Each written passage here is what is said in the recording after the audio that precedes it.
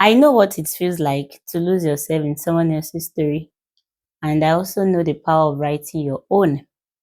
I am Oyalita Wakalitu, and here we reclaim that power together. So, in this video, I will talk about the concept of self. You have heard self awareness. Basically, it is your perception of you, because your perception of you shapes your awareness at the end of the day. And you see, there is a concept of self that is missing in many of us as women. We don't truly see ourselves as full human beings. We don't know what it means to belong to ourselves. Usually, we see ourselves as an extension of an entity, narrative, or whatnot. We don't see ourselves as whole being. So, as a result of this, we have internalized a quiet kind of inferiority. So if you are a woman that you have ever found yourself willing to shrink, perform, silencing your voice, or subscribing, or you have even subscribed to the belief that a woman must have less, or you believe a man is doing you a favor by picking you for relationship or marriage that two people decide to do, or you crave the gaze and validation of opposite sex, it is likely rooted in a false sense of self.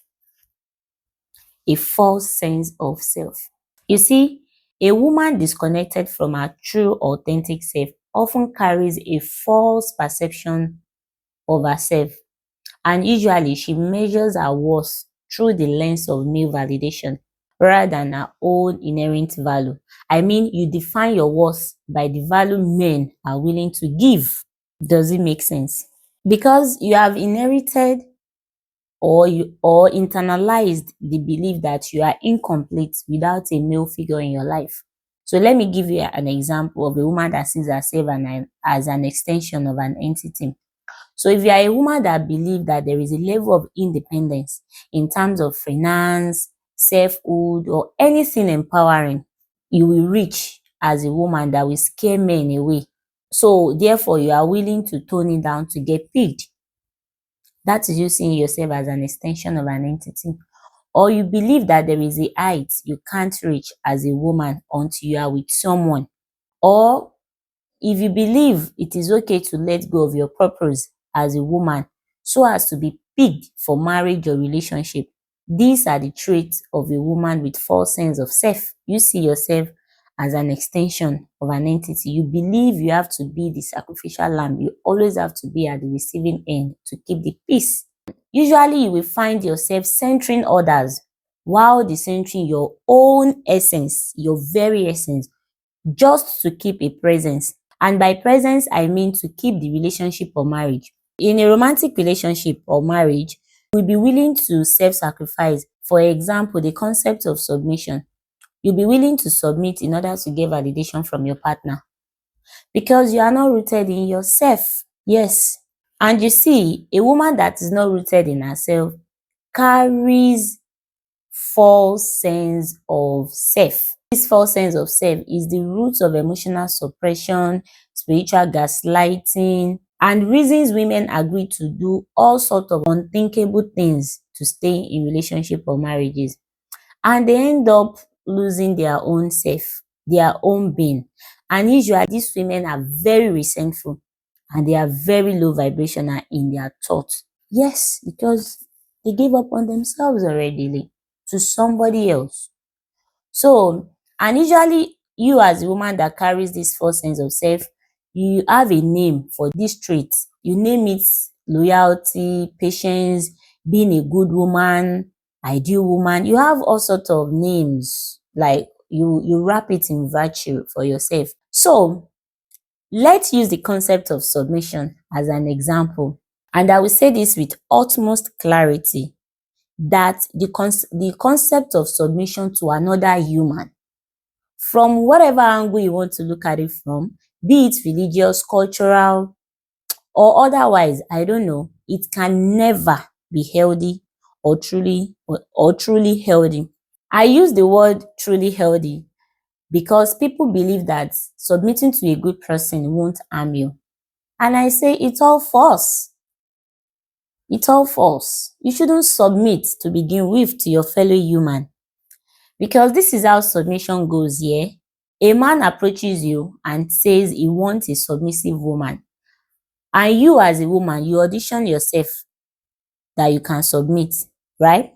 Usually the covert ones among these men seeking for submission will soften it with lines like, no, not like a master-slave relationship. Oh, I just want peace and respect. That's all. And I will tell you with utmost clarity, it is all disguise. Submission is submission. And it's a disguise to make you lower your resistance against his influence. Like he's softening his ground for you to lower your guard. Yes, because make no mistake, being submissive to another person means surrendering your willpower, self-agency, autonomy, and independence, even boundaries, all just to be chosen for a relationship or marriage. Because I'm telling you, real selfhood or personhood knows that peace doesn't require your silence and respect doesn't require your submission. I don't need to submit to you to respect you. It is common sense. Yes. And you see these things I mentioned, these things like self-agency, autonomy, independence, boundaries, those things, those are the things that make you human. So the moment you are willing to give it up, it means you are willing to give up your being, your essence. You are passing a silent message to that person you are willing to submit to, that you are half human, and you are incapable of managing your own agency and resources. Your resources is your selfhood, your personhood, your individuality. So therefore, you need to hand it over to someone because you can't, you don't have the capacity to manage yourself. So literally, you are enabling your own abuse with your conscious dependency. But wait, what exactly will you be getting in return? Did you even ask? Do you believe you deserve peace and respect as a woman? Do you believe you deserve peace and respect as a woman? Or you do not? Did you ask if he's willing to give you that peace in return? Or do you both assume it is not required of him to offer you peace and respect? But I will offer to say this, Sha, that at the end of the day, the greater share of peace and individual needs in their life lies within them.